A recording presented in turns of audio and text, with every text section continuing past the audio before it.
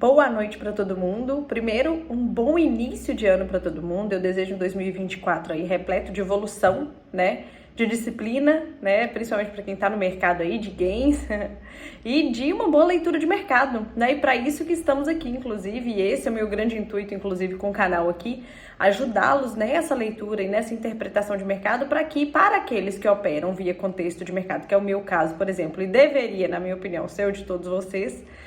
Eu tô aqui para ajudar aí a construir essa leitura que no final das contas tem muito mais a ver com skin the game.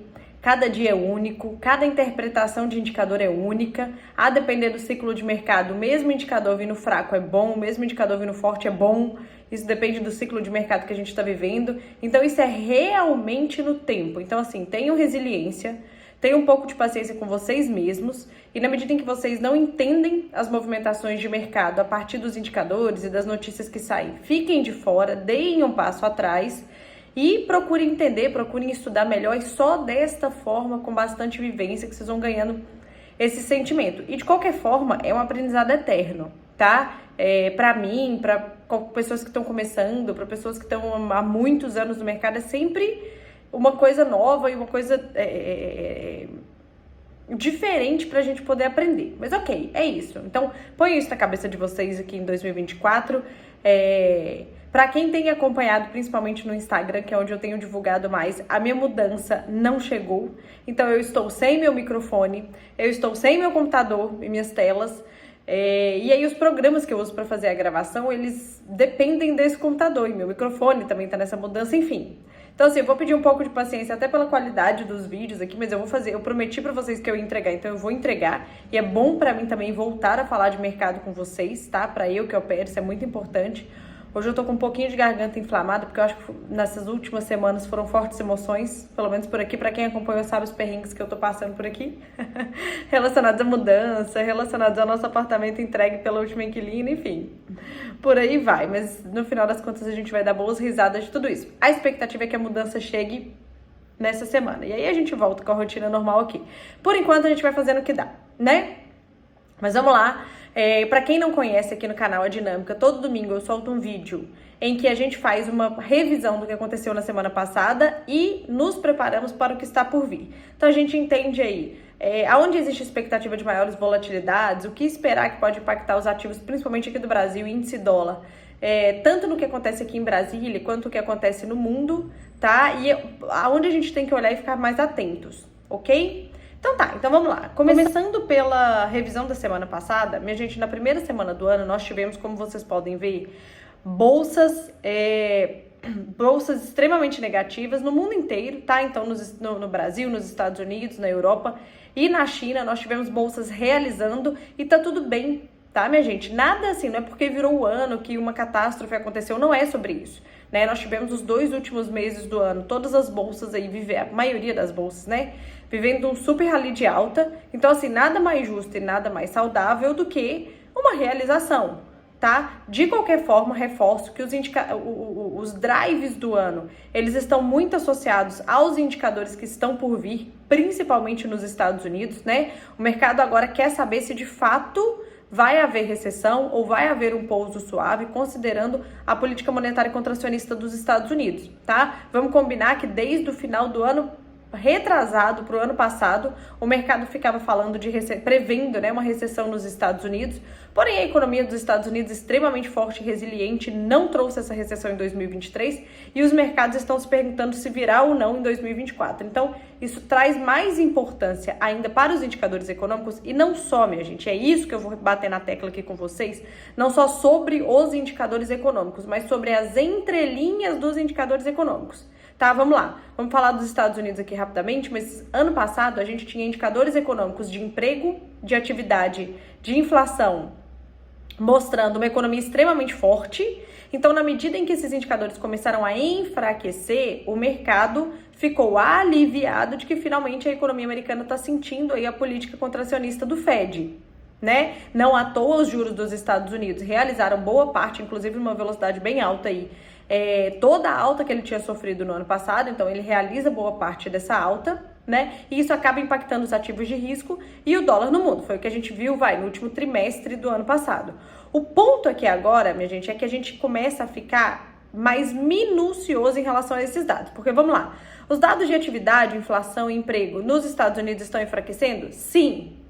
Mas estão enfraquecendo a ponto de ser um soft landing, um pouso suave na economia americana, um hard landing. Pronto. Para responder esse tipo de pergunta, não basta só ver o resultado do indicador divulgado no Investing. Agora a gente está precisando entrar dentro dos indicadores. E isso é uma dinâmica diferente, principalmente para quem opera, em relação ao ano passado. Não basta ver que, por exemplo, um payroll veio forte e então logo é bolsa para baixo, dólar para cima, né? Mas o quão forte? E forte por quê? Forte porque os empregos estão mais fortes? Forte porque foi emprego temporário e tá tudo bem? É só uma questão de sazonalidade? Ou será que é porque são empregos públicos que também são relativamente sazonais? Afinal de contas, nós estamos falando de eleição nos Estados Unidos esse ano, né? Então, assim, estamos no momento agora de delicadeza, de minúcia, para poder analisar os indicadores. Então, para aqueles que operam o resultado do indicador, cuidado. Cuidado que nós vamos passar por uma janela que os investidores eles vão olhar com mais cuidado que tem por trás do número que é divulgado no Invest. Ok? Mas vamos lá. Tivemos a primeira semana, então, negativa, uma realização dos últimos 2 meses no mundo inteiro. O dólar passa a subir também, acompanhando os juros dos Estados Unidos, tá? Os juros de 10 anos, principalmente dos Estados Unidos. E nós temos commodities aí positivas, na primeira semana do mês. Vale lembrar, minha gente, que é uma semana de extrema baixa liquidez, tá? Então, assim, as movimentações, elas não são tão confiáveis a ponto de ditar o rumo dos mercados para as próximas semanas. Foram movimentações sem liquidez no mundo inteiro. Os investidores estão voltando agora, né? Vão voltar gradativamente, não só no Brasil, como nos Estados Unidos, enfim, no mundo, tá? Mas fato é que tivemos uma semana de realização em todas as bolsas do mundo.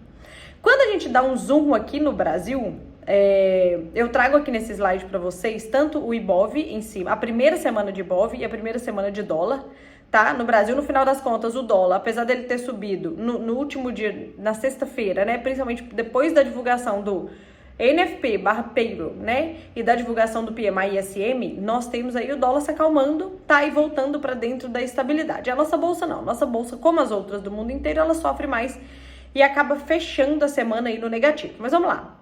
No primeiro dia de pregão, minha gente, nós temos aí, no primeiro dia, que foi na terça-feira, né? No primeiro dia útil aí do ano, nós temos aí os mercados azedos, eles começam azedos, tá? Na madrugada, as bolsas da Europa e dos Estados Unidos já estavam no negativo, porque nós tivemos uma fala do Xi Jinping lá na China, em seu discurso de final de ano, e nesse discurso, pela primeira vez, ele sinaliza que a economia da China / mundo está com problemas. E isso não é normal num discurso do Xi Jinping. O Xi Jinping ele tem sempre um discurso positivo, de economia forte, de economia potente, e foram raríssimas as vezes na história em que ele veio a público e sinalizou algum problema em sua economia. E ele fez isso dessa vez. Então, assim, se o mercado precisava de um motivo para realizar, pronto, ele acabou de ter.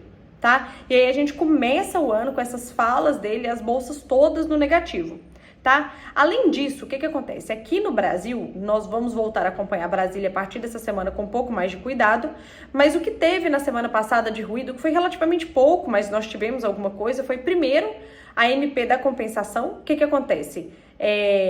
O Congresso, ele aprovou, na verdade, a extensão da desoneração da folha de pagamento para 17 setores da economia até 2027.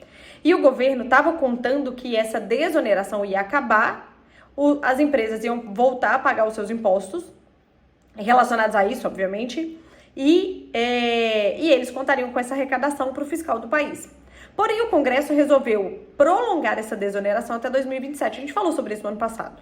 Tá? Até 2027. Só que o Executivo não aceitou essa aprovação do Congresso e eles estão revisitando esse assunto. Então, o que isso tudo significa? Um possível atrito entre poderes, entre o poder legislativo e o poder executivo. Vale lembrar que o poder executivo está disposto a levar esse tema ao judiciário para tentar passar da forma como ele quer, bypassando o Congresso. Tá? Então, atrito entre poderes é um ponto de atenção para as bolsas e para o dólar. Então, isso também corrobora aí com a queda da nossa bolsa no primeiro dia do ano, tá? Além disso também, o que acontece? O Lula, ao aprovar a LDO, que é o orçamento agora de 2024, que passou pelo Congresso, foi para a sanção do presidente, Ao aprová-la, ele vetou algumas coisas. Dentre as coisas que ele vetou foi o calendário de pagamento das emendas parlamentares que o Congresso tinha colocado na LDO. O Congresso colocou um calendário lá em que o repasse das emendas parlamentares ia ser conforme o Congresso queria, na agenda do Congresso.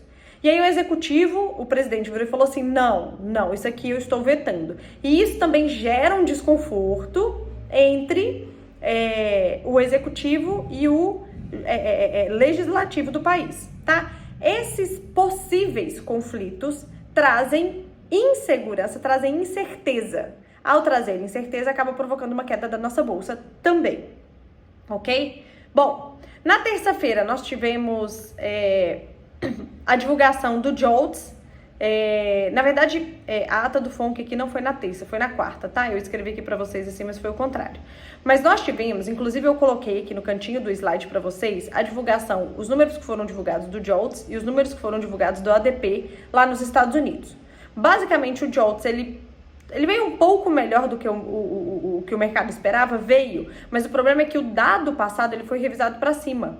Então, na verdade, o número divulgado esse mês, ele é bem igual ao último número do JOLTS no mês passado. Então, é como se ele tivesse mantido de lado, certo? Muito importante para quem está operando é olhar as revisões dos dados passados. Eles costumam fazer preço também, ou costumam ajudar na interpretação das movimentações do mercado, ok? Mas fato é que tivemos um JOLTS dentro da estabilidade. Inclusive, quando a gente pega o número do JOLTS e divide pelo número de desempregados dos Estados Unidos, essa taxa que eu sempre comento com vocês aqui, ela se manteve estável, ok? Bom, além disso, também tivemos a divulgação do ADP, que eu também coloquei a linha aí para vocês. O ADP já veio mais forte do que o mercado estava esperando e o payroll, ele veio mais forte do que o mercado estava esperando. Então, se a gente olha, o salário médio por hora trabalhada aumentou, se a gente olha, ganho médio por hora trabalhada veio acima do que o mercado esperava, e se a gente olha, o próprio relatório era um esperado 130 mil vagas no mês de dezembro e vieram 164 mil vagas. E a taxa de desemprego cai em relação ao que o mercado esperava, tá? Então, no fringir dos ovos, nós temos ao longo da semana dados de emprego resilientes nos Estados Unidos. Essa é uma leitura, tá? Só que como eu comentei com vocês, nós estamos vivendo um momento agora em que a gente tem que olhar por detrás dos números, minha gente. E aí o que acontece? Quando a gente pega esses dados e a gente olha histórico e a gente olha pós-pandemia para cá, ainda assim é um número em tendência de queda. Todos eles. Tá? Então, se a gente olha a média dos últimos 3 meses, por exemplo, do relatório de emprego, é uma das menores médias desde 2021. Então, assim, vamos lá. Se a gente olha tanto o número do próprio mês, quanto as médias mensais, quanto as médias anuais, a tendência de queda, ela permanece. Tá? Então, assim, o mercado de trabalho dos Estados Unidos está, sim, desacelerando. Mas ele está desacelerando uma velocidade menor do que o mercado esperava. Mas há uma desaceleração, ok? E isso é importante da gente acompanhar, tá? Eu coloquei esse gráfico aqui embaixo para vocês, abaixo dos dados aí, tá um pouquinho difícil de ler, mas vocês vão conseguir me entender, que é o seguinte, é pegar o payroll e fazer a abertura dele pelos setores em que ele é apurado. E o que a gente observa? Esses quadradinhos amarelos que eu marquei para vocês aí, mostram o peso do payroll, tanto em novembro quanto em dezembro, novembro em laranjado, dezembro em azul, relacionados a empregos públicos, tá? Então, assim, o payroll, ele tem carregado um quantitativo de empregos públicos com peso significativo no indicador. Há quem acredite no mercado que isso é temporário, porque nós estamos agora entrando no ano de eleição lá nos Estados Unidos e que isso não vai se sustentar. E se isso se confirmar, significa que os dados de emprego dos Estados Unidos seguem ainda mais fracos do que o que de fato está sendo divulgado. Esta é uma linha de leitura. Então, assim, tivemos dados mais fortes do que o mercado esperava sendo divulgados na semana passada em relação ao emprego nos Estados Unidos? Sim. Quando a gente olha para o histórico de 2021 para cá, são dados fracos? São dados fortes? Não. São dados ainda em tendência de queda, principalmente quando a gente olha média anual, média trimestral e média semestral e compara com o histórico pós-pandêmico. Esse é um ponto de atenção, ok? Bom, e uma outra informação que eu queria trazer para vocês aqui também, em relação aos dados divulgados na semana passada, é o PMI, porque o PMI de sexta-feira, o PMI SM de serviços, de sexta-feira, que também foi divulgado, ele por si só veio fraco, ele fez uma movimentação forte nos mercados do mundo inteiro na sexta-feira. E quando a gente abre o indicador, minha gente, eu marquei de amarelo aqui para vocês, e a gente vê novas ordens e empregabilidade dentro do setor de serviços, a gente vê uma queda considerável. Vejam, em novembro, empregabilidade, né, a linha de empregos dentro do PMI de serviços, que tem uma composição importante no PIB americano, cai de 50 para 43. É uma queda muito considerável para um setor muito importante para os Estados Unidos. Tá? Então, assim, o indicador veio fraco? Veio. Ele veio acima de 50, o que mostra expansão? Sim, né? Ele tá bem em cima de 50 ali, mas ainda assim acima de 50. Mas quando a gente olha o indicador, os números dentro do indicador, a gente consegue ver claramente uma fraqueza considerável dentro do PMI. E, de novo, se a gente pega esse indicador de PMI e olha o movimento dele de 2021 para cá e as médias e um comparativo trimestral, semestral e anual, a gente vê que a gente está num dos menores valores de PMI de serviços, esse PMI SM de serviços, pós-pandemia dos Estados Unidos. Então, de novo, é um indicador que mostra tendência de fraqueza na economia americana. Isso é recessivo ou não? É isso que o mercado vai tentar responder nos indicadores que estão por vir, ok?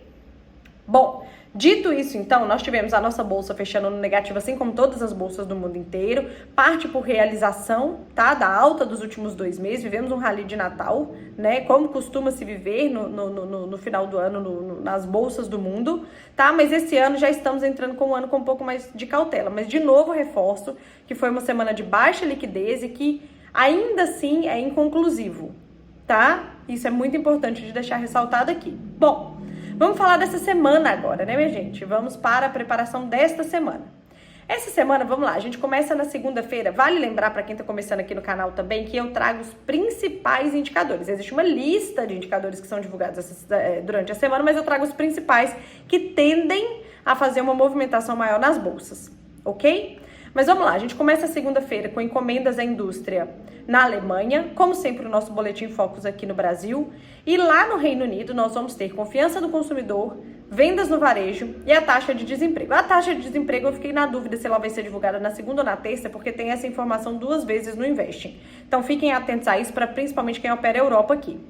Terça-feira, produção industrial na Alemanha. E, minha gente, vamos manter a atenção nos leilões, principalmente de médio e longo prazo nos Estados Unidos, que eles têm feito preço no mercado nos últimos, 2, 3 meses. Tem trazido volatilidade para os mercados, né? Então, a gente vai ter o leilão da Note de 3 anos nos Estados Unidos na terça-feira. Quarta-feira, de madrugada, novos empréstimos que vai ser divulgado na China e o leilão da Note de 10 anos nos Estados Unidos. Quinta-feira, o IPCA aqui do Brasil, nossa inflação oficial. Pedidos iniciais de seguro-desemprego nos Estados Unidos, CPI, inflação americana, atenção a esse indicador, é o drive da semana, lá nos Estados Unidos. E o leilão do bonde de 30 anos. Este daqui tende a ser mais volátil do que os outros, ok? Atenção a esses dois. Quinta-feira é um dia extremamente importante em se tratando de indicadores econômicos nos Estados Unidos. Atenção a isso. Na China vai ser divulgado também o CPI e a balança comercial à noite, tá? Sexta-feira, PIB do Reino Unido, produção industrial e o PPI nos Estados Unidos. Essa semana também, minha gente, começam os balanços das empresas americanas. Destaque que eu não coloquei aqui para vocês, mas destaque aqui para os bancos, que vão soltar vários balanços aí na sexta-feira, tá? Então, assim, a agenda de balanços dos Estados Unidos começa essa semana, começa um pouco mais fraca, tende a aumentar a quantidade de empresas na próxima semana, mas essa semana a gente já tem o setor financeiro, lá para sexta-feira, divulgando os seus balanços. Atenção. Bom, na semana passada a gente teve o downgrade da Apple, tá? Que fez preço na Apple, que fez preço na Nasdaq, já que ela tá listada na Nasdaq, e que fez preço no S&P, que a Nasdaq compõe o S&P também. Atenção a possíveis novos downgrades que podem acontecer, principalmente em empresas de tecnologia nos Estados Unidos. Por isso que eu coloquei isso aqui para vocês. Isso aqui é um dado passado, mas pode significar aí novas revisões de novas empresas nas próximas semanas. Atenção a isso. Bom, Atenção aí à guerra no Oriente Médio que continua, na Rússia e da Ucrânia também, obviamente. Atenção às falas de membros dos bancos centrais, isso vai ser muito importante. O mercado quer saber se finalmente os bancos centrais, principalmente o americano, vai começar seu corte de juros em março ou não. Como é que vai ser a movimentação da nossa queda da taxa Selic por aqui, tá? Existem bancos e instituições precificando um juros terminal esse ano de 8%, existem bancos e instituições precificando 9%. Então, as falas de membros dos bancos centrais que voltam essa semana, voltam a se tornar importantes e fazer preço no mercado, principalmente se forem membros votantes lá nos Estados Unidos, ok? Por fim, o fiscal dos países é muito importante, principalmente dos estados, para quem opera Brasil, né? Dos Estados Unidos e o do Brasil, considerando que nos dois países estamos em ano de eleição, tá? Que horas que o governo brasileiro vai abrir a torneirinha aí para começar a liberar dinheiro para as eleições municipais, que ele tem bastante interesse nisso. Aqui eu reforço a leitura de um livro que chama O Nobre Deputado, que ele fala muito e com muita clareza sobre essa movimentação de dinheiro em ano de eleição municipal, que a gente tende a não dar achar que não tem muita importância as eleições municipais nas bolsas, na bolsa, né, brasileira e no dólar e etc, mas não procede. Isso é um risco fiscal para o país muito grande. Então, e nos Estados Unidos a gente tem eleição presidencial aí que também tende, o fiscal dos Estados Unidos está indo de mal a pior. O governo americano nunca gastou tanto na história quanto no ano passado. E esse ano estamos falando de ano de eleição, tá? Então, atenção ao fiscal dos países, principalmente Estados Unidos e Brasil, tá? Bom, acho que é isto. Né? Então, assim, espero que tenham entendido um pouco da movimentação da semana passada. Atenção aos indicadores econômicos, as movimentações não são mais tão triviais assim. Não basta ver o indicador no Investing e interpretar e achar que o mercado vai fazer uma movimentação única, porque não é assim, não necessariamente é assim. A gente precisa entender por de trás dos números. Eu tenho uma série de indicadores econômicos aqui no canal que explica um pouco disso. Se você tem dúvida, vai lá e assiste, tá? E eu desejo uma boa semana para todo mundo aí. Eu vejo vocês nos resumões aí dos próximos dias. Beijo e tchau para vocês.